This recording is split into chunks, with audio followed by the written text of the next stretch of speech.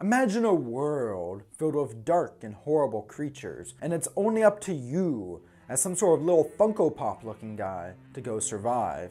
Now, I probably didn't sell you on it, but that is the premise for a pretty interesting game that I was sent a review copy of. Survive Mr. Cube for the PlayStation 4.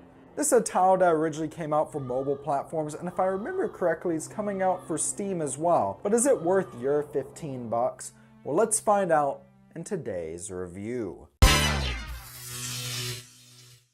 Welcome to Stuff We Play, home of, well, usually everything weird and retro, but hey, this is kind of weird, I guess. So if that sounds cool to you, why not subscribe? Survive Mr. Cube. I was graciously sent a review copy of this game and recently played it a bit on the Stuff We Play Twitch channel. It's a very interesting concept for a game, but is this mobile port worth your time? Well, let's find out.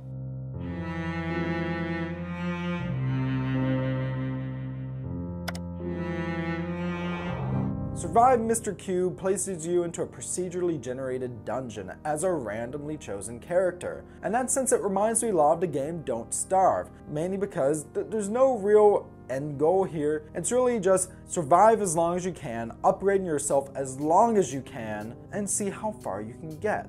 Now, your character is random, but none of them I'd really call terrible. Some are definitely more powerful than others. Some are a little underwhelming, such as this one with this club attack. Don't get me wrong, it's powerful, but man, it's awkward to execute. But some, like this guy right here with the electrical staff, that thing's borderline broken. It's so beautifully powerful. I love it. Now, one thing that makes the game pretty interesting is the controls. It doesn't use any of the buttons on the PS4 controllers. Well, it uses the shoulder buttons, but only for menu navigation. Your menus here are rather limited, mainly just cycling through one of two weapons that you can have equipped at any time, or up to 5 items. Movement and attacking is handled much like in the game Robotron. Robotron was an arcade game that didn't use any buttons. Instead, it used 2 joysticks, one for movement and one for attacking. And that, admittedly, is pretty hit or miss here. It allows you to move in any direction and attack in any direction as well, so you could be backing up and attacking at the same time, for instance. However, with some weapons that take a bit to charge up or whatnot, it just felt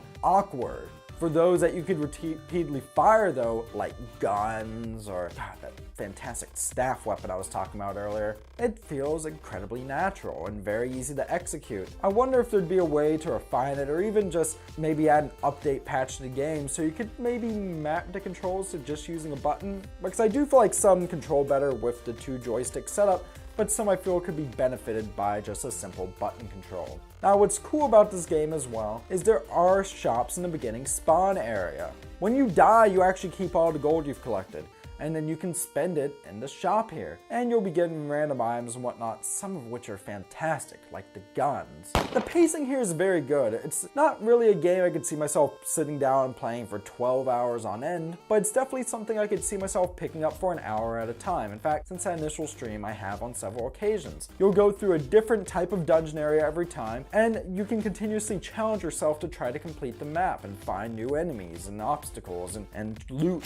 For me personally, I think it's worth a $15 price tag. I feel like the fact though that characters are randomly selected when you start the game, and I think there's over 50 of them, that could be off-putting to some. But for me personally, I found it pretty interesting. Survive Mr. Cube is a fun game that is different every time you play it, and at 15 bucks, I personally would recommend it. So with that, I'd like to once again thank the developers of Survive Mr. Cube for graciously sending me a review copy of this game, and also for you for watching. If you enjoyed this review, why don't you subscribe to Stuff We Play for more great content like this, and leave me a comment down below letting me know what PS4 indies or Nindies for the Nintendo Switch that I should look at in the future. So, with that, thank you very much for watching, stay classy, and I'll see you next time.